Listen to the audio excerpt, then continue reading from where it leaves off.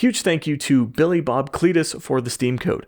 While I did receive this product free of charge, I will be maintaining full transparency and honesty during this review. Uberslaughter is a game that wears its inspiration proudly. There's a lot of features that make you go, hey, that's just like this, or that reminds me of this other game. Inspiration and clone aren't always the same thing though, and Uberslaughter shows that you can in fact mash a bunch of features together with your own twist to find a new and fun experience all on its own. So what is Uberslaughter? Well, at its most basic form, it's an arena shooter. You're thrown into, you guessed it, an arena with a simple set of instructions. Survive each round, accumulate vast riches, refine your arsenal, rescue the kitten, and slaughter them all. That last point is in all red, so my guess is that's the most important one. Your first few minutes of a new run will comprise of exploring the level, looking for a weapon vending machine, and beating up the local green men for their lunch money, since those vending machines aren't free. Thankfully, most weapons aren't exactly expensive either. The arsenal is made up of a modest but still impressive roster of firearms, and even a katana. One of the first inspirations you'll notice is that of the Zombies mode from Call of Duty.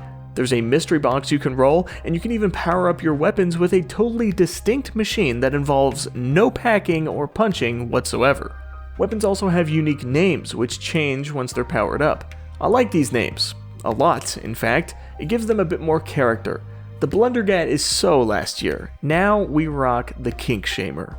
Those power-ups don't come cheap, so you'll need to collect cash and a lot of it. There's a few ways to do this.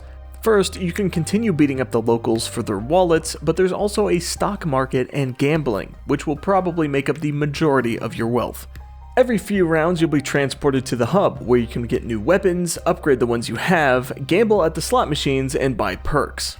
Perks can be purchased from an arcade cabinet and can give you numerous bonuses like a double jump, a wall jump, a nuke, and a frisbee? Yes, unfortunately, Uberslaughter isn't flawless, and even more unfortunately is that most of those flaws involve a lack of communication towards the player. This could be a stylistic choice pairing with the chaotic nature of the art style, though I do think it gets a little too cryptic.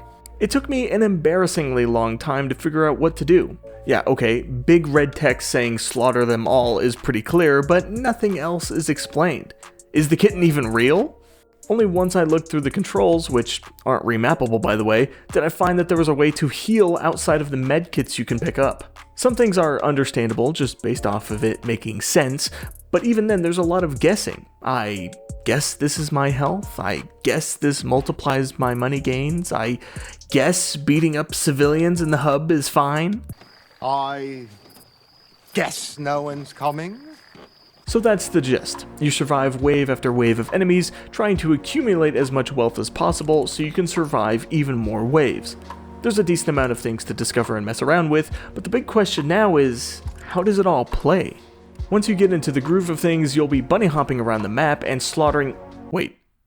Uberslaughter. Oh, I get it!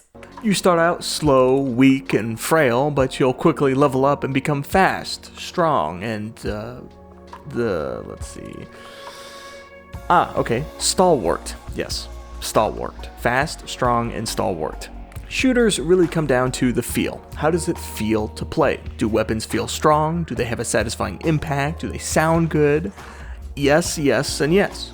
The modest roster of weapons mostly feel great to use. Mostly. Some weapons do kinda just suck, like the revolver. It's just so inaccurate. But the other weapons, like the aforementioned Kink Shamer, feel fantastic and rip through enemies like tissue paper. Weapons all have a satisfying sound to them, and the soundtrack can be all over the place, but it ultimately fits with the audio and visual mess of the game. It's one of those games where you die and you just want to jump right back in for another round. This game is far greater than the sum of its parts, and the major contributor of that is simply the gameplay being good. As a whole, Uberslaughter is a good game, and it was even made by a single developer, which is impressive. It manages to capture a lot of gameplay mechanics from other games and twist them into its own kinda gross, kinda crunchy experience. It taps the same vein as Cruelty Squad, which I will say can be harsh to play. I bounced off Cruelty Squad quite quickly, and even Uberslaughter here is one that I can only play in short bursts, as I find the art style very grating. It's not necessarily the game's fault, and I do think it looks good for the art style that they were going for. It's just for me personally, I can't take a lot of it. So between the art style and the lack of player guidance, Uberslaughter can be a bit tough to get into, but there's no denying that there's a real gem of a game here. It does a great job giving various avenues of progression during a run, and the difficulty ramps up quickly after wave 10, so runs don't usually last more than around 30 minutes, which is perfect for me. It's a fun time, and I can definitely see myself jumping back in for a round or two every once in a while. If it looks interesting to you, I do genuinely recommend it. If you made it to the end of the video, thank you. It really does help the channel. Let's talk about Uberslaughter down in the comments. Have you played this, or is this the first you're seeing of it? Let me know. Until next time.